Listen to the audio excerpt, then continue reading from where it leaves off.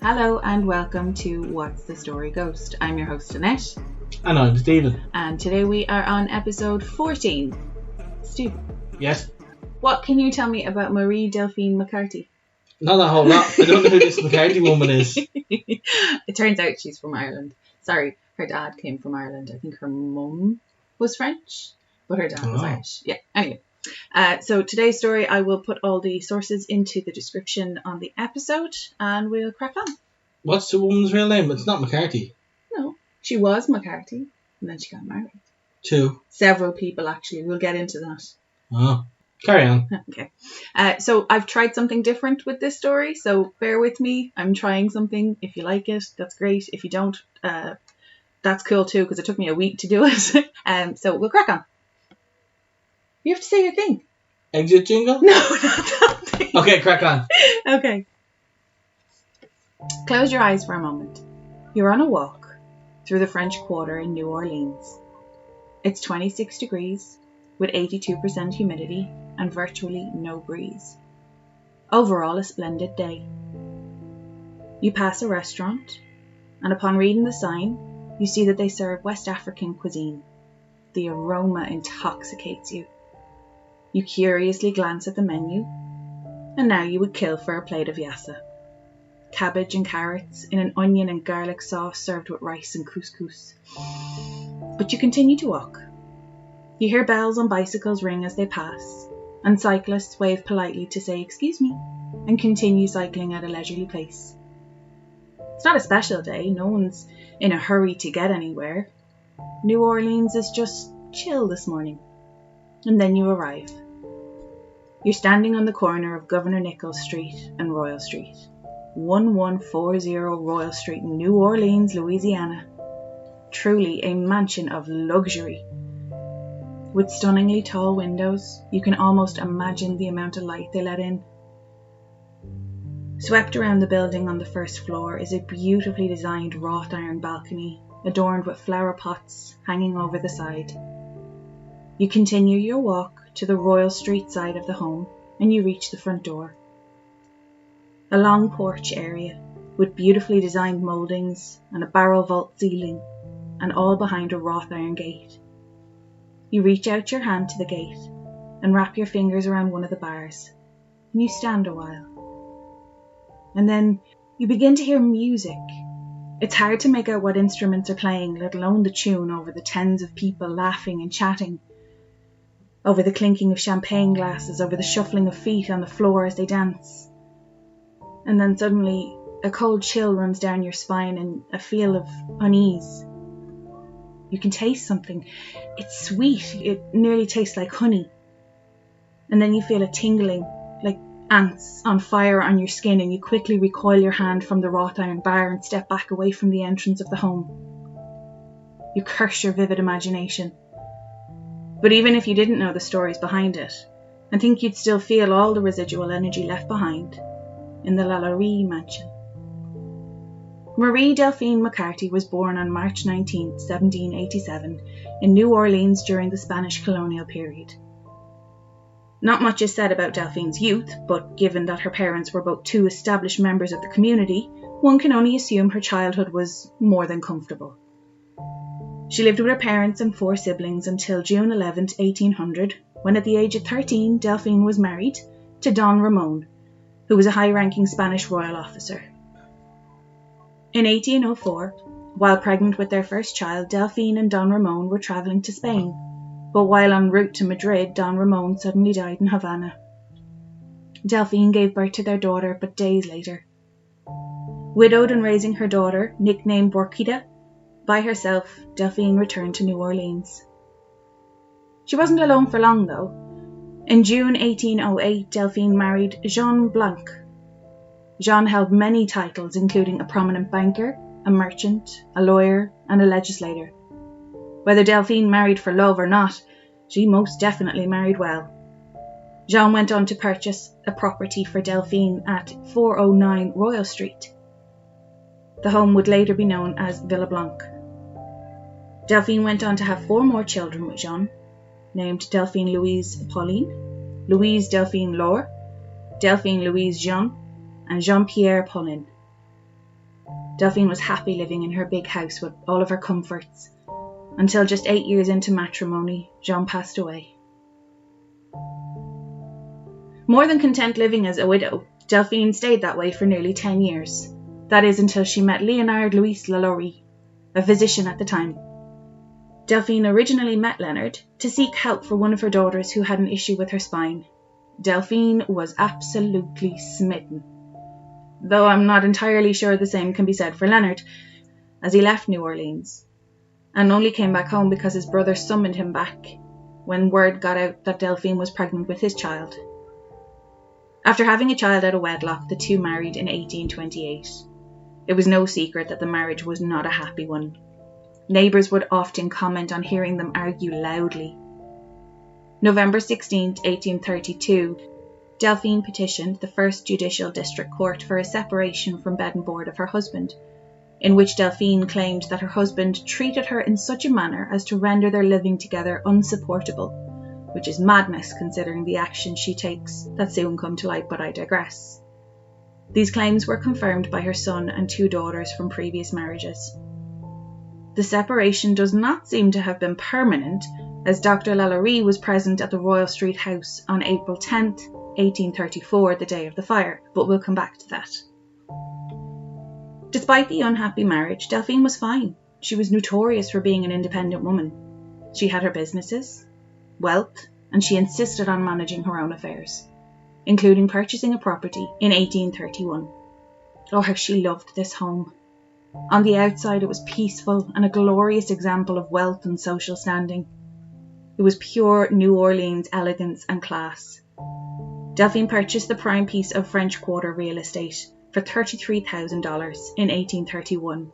That's approximately 1.1 million today, although today the home is worth 2 or 3 times that. The year after the home was bought, Delphine made some big changes, making it one of the tallest structures in the French Quarter. As was the custom in New Orleans at the time, enslaved people of colour were bought to run a household. They were kept in attached quarters. But the Lalaurie slaves were kept in horrid conditions, even by the standards of slave treatment, and usually were half-starved. 12 of Delphine's slaves died for unknown reasons, and by 1833 it was becoming harder for Delphine to hide her sadistic side. These 12 deaths included Bonne, a cook, and laundress, and her 4 children, Juliette, aged 13, Florence, aged 10, Jules, aged 6, and Leontine, aged 2. Bonne herself was only 30. There were multiple accounts as to the heinous treatment Delphine performed on her slaves.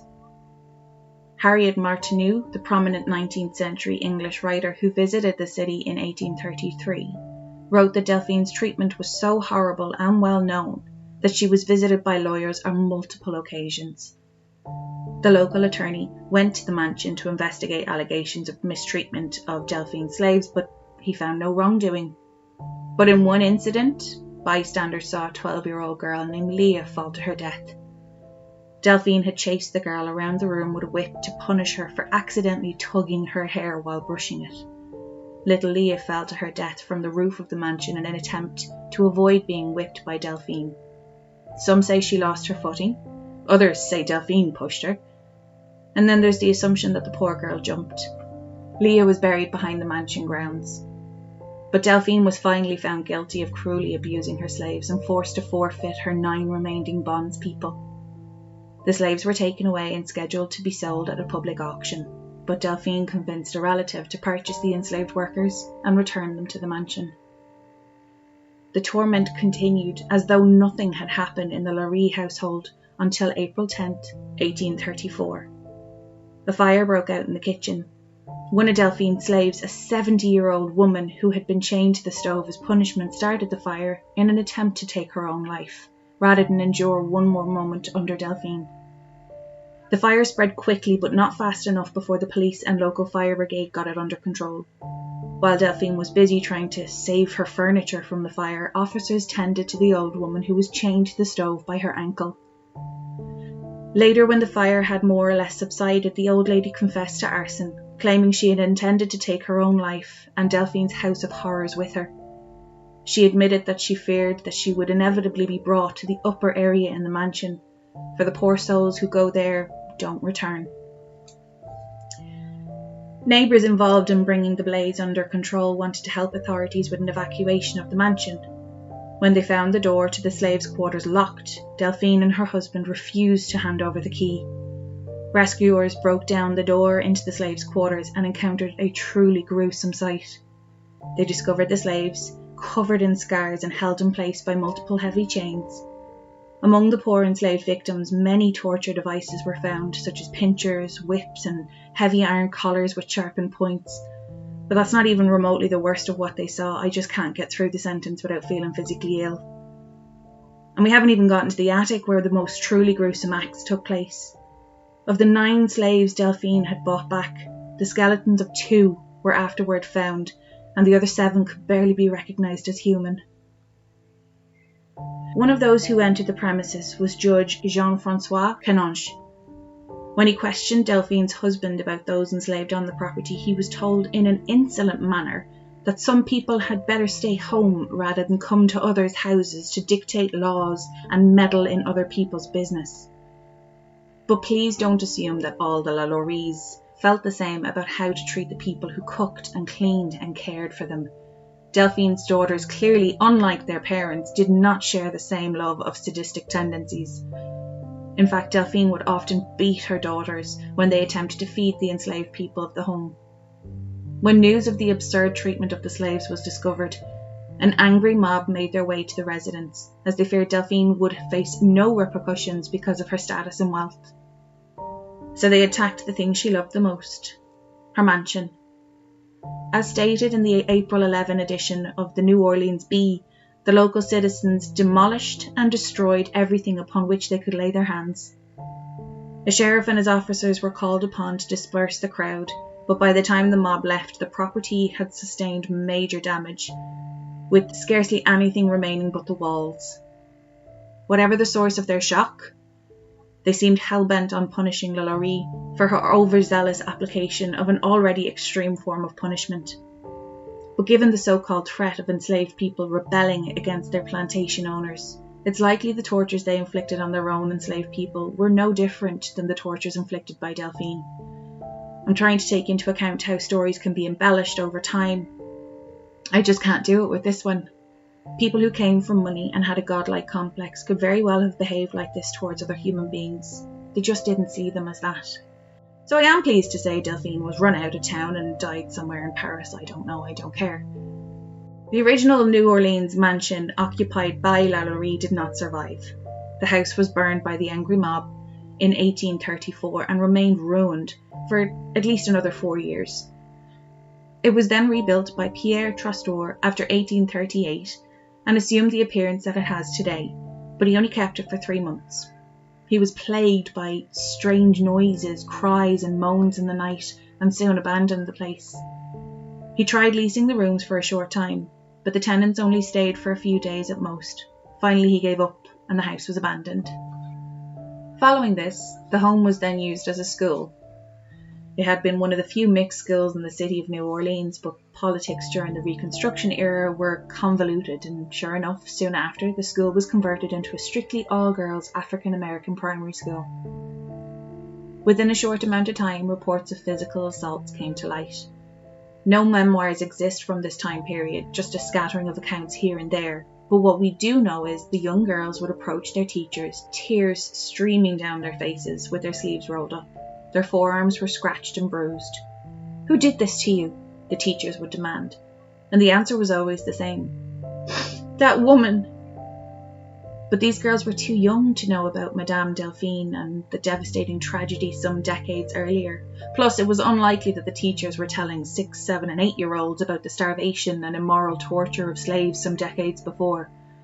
So were the girls playing tricks on each other, or were there claims of some phantom woman attacking them true? Many people claimed to hear screams of agony coming from the empty house at night, and saw the apparitions of slaves walking about on the balconies and in the yards. Some stories even claimed that vagrants who had gone into the house seeking shelter were never heard from again. In 1882, an English teacher turned the home into a conservatory of music and fashionable dancing school. All went well for some time, but then things came to a terrible conclusion. A local newspaper apparently printed an accusation against the teacher, claiming some indiscretions with female students just before a grand social event was about to take place in the school. Students and guests shunned the place and the school closed shortly after. A few years later, more strange events. It became the centre of rumours regarding the death of Jules Vigny, the eccentric member of a wealthy New Orleans family. Vigny lived in the house secretly for over 10 years, but then was found dead in a tattered cot in the mansion, apparently living in filth, while hidden away in surrounding rooms was a collection of antiques and treasures. The house was abandoned again until the late 1890s. Landlords quickly picked up old and abandoned buildings to convert them into cheap housing for this new wave of renters coming from Italy during a time of immigration to America.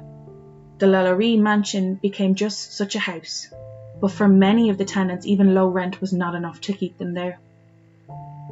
When the mansion was an apartment house, several strange events were recorded. Among them was an encounter between an occupant and a naked man of colour in chains who attacked him and then abruptly vanished. Others claimed to have animals slain in the house. Children were attacked by a phantom with a whip. Strange figures appeared wrapped in shrouds. A young mother was terrified to find a woman in elegant evening clothes bent over her sleeping infant. And of course, the ever-present sound of screams, groans and cries that would reverberate through the house at night. It was never easy to keep tenants in the house, and finally, after word spread of the strange goings-on there, the mansion was deserted once again. The house would later become a bar. The saloon, taking advantage of the building's ghastly history, was called the Haunted Saloon. The owner knew many of the building's ghostly stories and kept a record of the strange things experienced by patrons. The home was then converted into a furniture store. However, this did not fare so well. The owner first suspected vandals when all of his merchandise was found ruined on several occasions, covered in some sort of dark, stinking liquid. He finally waited one night with a shotgun, hoping the vandals would return. When dawn came, the furniture was all ruined again, even though no one, human anyway, had entered the building. The owner closed the place down. The home is now owned by a Texan oil tycoon, and has been since 2013, which is pretty good going considering no one else owned the property for more than a few years. So maybe the house isn't so haunted anymore, or maybe the owner isn't a believer, but the residual energy that must be soaked into those walls gives me the heebie-jeebies. What do you think of that? I think that was very good. Good. I did that episode in honour of Kathy Bates. Kathy Bates. Kathy Bates. Alright, She well, played that that brings in The Coven. The Coven American Horror Story. Can I just say just one thing though? That story nearly killed me to write. Aside from the fact that there was so much detail in it, there was so much stuff, heinous stuff. All the links that I've put up go into detail on a lot of things. There's one link in particular at the end. It just goes into so much detail, and I was sick to my stomach reading some of it. I just don't have the stomach to actually say it on the podcast, but just if you do want to read more into it, it's fantastic, absolutely fantastic history that I managed to capture on the sources. I just couldn't do it here. It's not. I'm not the right person to tell that story, but it broke me. That little girl Leah, that just killed me. Running away, like you'd rather run off the roof of a building than get whipped by this woman. Anyway, the light stuff first. I just had to say that bit. So, we were going to do the part where you asked me who do you think should play, but you can't get past Kathy Bates. I don't think you could. I don't think anyone else could actually play that part better. If you haven't seen that, The Coven, yeah. The Coven, watch it, and like a lot of the stuff in it replicates a lot of what you said. The heinous behaviour. Yeah. Oh, but if you hadn't seen it, who would you place? Who would you put there? Because I'm thinking the Borg Queen. Oh my god, now who's geeky and nerdy? Do you remember the girl who played the Borg Queen? She also played the prince's mum in one of those Christmas Hallmark movies that you can't stand, that I love and I live for at Christmas time. You remember the girl who was in iZombie? She's also in that. Yeah. So I remember that the Borg trash. Queen? Yeah. The Borg Queen was in Voyager. I think That's Star Trek Voyager. For I think she'd be pretty good. I can't actually think of anyone else because I can't get Kathy Bates out of my head. There's no other characters worth. This is a whole Lalaurie story, so there's nobody else. There's only one character. There's only one position going. She wasn't the original intended person for the cast or to cast the role. I don't know what way you're supposed to say, but she wasn't actually their initial person of choice. I did not know. But I think she just interviewed really well. She felt so passionate about, I suppose, the character. Who was their first choice? I never actually found out. Realistically, would you even give anyone else that information if you cast Kathy Bates and she did such a good job? Would you actually turn around and go, actually, we were thinking of Keira Knightley? Because then everybody would be like, what? No. New Orleans sounds like a great place to live. New Orleans, I think, would be definitely on my bucket list. Most definitely. Aside from the fact that I actually looked up the name of the restaurant. I can't pronounce it, so I'm not even going to try. But if you walk back up away from Royal Street, there's a restaurant there and they do West African cuisine. And I was like, I'm not very, you know me, I'm very picky with my food. But I was looking through their menu and I read this and I was just like, oh my God, this actually sounds amazing. And I was like, now I'm hungry. And I could actually smell it when I was reading it. So the new thing I was trying was to go with a descriptive version. And it's only because I read so much about this story. I was like, I think I could do like a descriptive walk through New Orleans. DM us and let us know if you like this new method. It was okay, and if it's not okay, that's cool because it took me a week to do, so it's a lot of effort if it's actually not working. But it was just weird though, because I as I was reading it or as I was writing it, I was trying to think to myself, right, okay, well, what would I do if I was there? Because somebody lives there, so you can't go up and just like press your face up against the window because that's just rude. And we've no idea where Madame Lalaurie is now, or when she died, or where she died. There is a gravestone in Paris that's in her maiden name. That's the only reason they were able to. Yeah. That's the only reason that they were able to decipher that it was hers, because Lalaurie is in it, but her McCarthy name is the one on her gravestone. Because she did, 4 years after, she did actually think about coming back, and she wrote to her brother-in-law, and her brother-in-law was like, not a chance, no way, no hope. You need to leave a lot more time now, and you need to hope that everyone and anyone who helped with the evacuation or found out, you need to hope that they all die before you come back. You can't come back. You'll get mobbed. I think her mum was from France, so I don't think France was ever somewhere she wanted to live. But for a very short amount of time, not like Quebec would be in Canada, they were French territory for a lot longer. New Orleans was under French rule for quite some time, just not long enough for it to actually stick, for the language to be, the way people in ingrained Quebec, and still people spoken, in Quebec would speak French Canadian, I think is their dialect. So I think there is a lot of that in New Orleans, but a lot of the tours are based on vampires and voodoo, and I know it's probably not the greatest example, but The Coven does actually go into detail on, they have that woman who plays the voodoo queen, and she's really good. She's so good. In fact, I actually don't know anyone else who could do her part either. She's someone I'd love to cover a story on as well, because there's so much there. But at the same time, there's also a lot about the Coven that they go into, they really embellish, like they really Hollywood the whole thing. Stevie Nicks comes back as a witch in it, sure. Yeah, but she has a fabulous shawl though. And that's very important for girls, Stephen. You need to understand that. Mm-hmm. But I really enjoyed that. It killed me reading through it because, as I said before, in order for me to know what to leave out, I actually have to read it in the first place, and there's some just awful stuff. So all of her husbands died? Her first husband died en route to Spain, so they never made it to Spain. They were married. No, there's two. She was married to him. She got married at 13. Yeah. And 4 years later, I think, is when she eventually got pregnant. And there's two accounts. The one I went with was the one that she was with him, because that's the one I saw coming up a lot more. So she was with him and he passed, and then she had the baby a couple of days later. And then there was another account where she wasn't actually with him. She was traveling afterwards because she was currently having the baby. So he passed away while she was having the baby, and obviously then she didn't find out, because yourself, it's not exactly like you can just send a quick text and go, oh, there's no social media, yeah. Yeah, so it was a little slower for her to find out that he had actually passed, and that she never actually ended up going to Spain. But I only saw that come up once, so I went with whatever one just kind of had a bit more repetition. Her second husband passed away. I think they were married about 8 years. Now, far be it from me to, assume anything.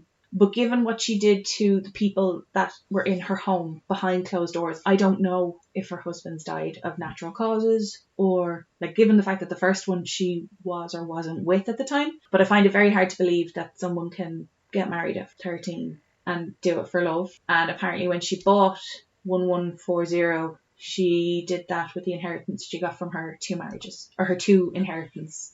So I don't know if they died of natural causes. I didn't see anything come up to say that it didn't, but I hate her, so I don't care. I'm going to say she did. I'm going to call her out. I'll call you out, Delphine. Wouldn't you jump out that window if the door behind us open? There'd be a net-shaped hole in the wall. I wouldn't even open the window. There would be no time. It was a good story, though. I think it was good. Definitely. And I tried to keep it, I say age appropriate, but it's mostly like, you know, can my sister listen? Because if she can't listen, then I'd be just kind of can the family scaredy cat listen? Yeah, pretty much. Yeah. She's my benchmark. That's how I know things are PG or not. You know, what have you got written down? Kathy Bates. Yeah. Oil Tycoon. Oh yeah. Yeah, Go back, right? And before the Oil Tycoon bought the shop, this is the only sensible thing I picked up on. There was your man abandoned his shop because he thought it was being vandalised and the furniture was being ripped up. And there was a sticky, smelly substance left on it. Now, bear with me. A sticky, smelly substance, and he wasn't sure what it was. And then someone who owns an oil refinery that has byproducts. Oh, these were years apart, though. Years apart. But I'm talking about Duck Dynasty here. What's that? It's not actually Duck Dynasty. It's like Oil Tycoons and Oil Dynasty. And I haven't yet finished my train of thought. Go! That was it. Basically, the Oil Tycoon was coming on with his waste product and slapping it all over. Oh. And then he just waited a while and bought the place. So okay, so the way that it's a conspiracy, I tell you. Just about to say that. The way that you and then he went on, make sense of things in your head. It's drugs. That was drugs. Or the Mirror episode, you eventually were happy enough to just go with science, which apparently are 2 of the same things. And then the other one is just conspiracy theory altogether. Yeah. They're your 3 options. No, there's more options, but I just and you think I'm crazy them. for believing in residual energy and spirituality and spirit. I won't walk across 4 shores. Okay, I don't call anybody that's crazy. true. It's just like my old friend again. I know, but it was so funny. I don't even remember the poor chap's name, but I did that and you just shouted and I was just like, oh, it God. was Kevin Wynn. No. Okay, I think we'll finish up there unless you have anything for me. No, I'm good. All good. You're trying to read my notes to see if there's anything interesting.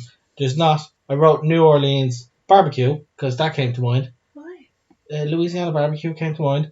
It's also a jazz capital. It is. It's massive, massive, massive music capital. And then I wrote Villa Blanc because I liked the name Blanc. And it sounded like Zilla? No, but now it does. And then I wrote 1 and 4 because first child and then 4 and then I lost count after that. She had 6 altogether. She had 4 with her first husband. She had 1 with her first husband, 4 with her second, and then 1 with Jean-Luc Picard. Lalaurie. He could be one of the husbands. No, he couldn't because he wouldn't get killed. No. Oh God, he really couldn't be any part of Imagine if the Boar Queen played her and then Jean-Luc Picard was one of the husbands. That'd be weird. No, Jean-Luc Picard would be the brother-in-law. He'd be like, don't you come back here. Yeah, he'd be the one, keeping everything chill. Cool. Right, so say your words and do your eggs and jingle. Let's do it. Say my words. I have a lot of words to say, Steven. Well, get saying. Okay, so I think we'll finish up there. So if you have any comments on the episode, be sure to DM us on our Instagram. It's What's the Story Ghost. If you have any personal experiences yourself that you would like to share with us by email, it is whatsthestoryghost@gmail.com. I think that's it. Is that normally my little... I phase out. I wait till you look at me and go, now, do exit jingle now. Go! Exit jingle. Bye! Yeah.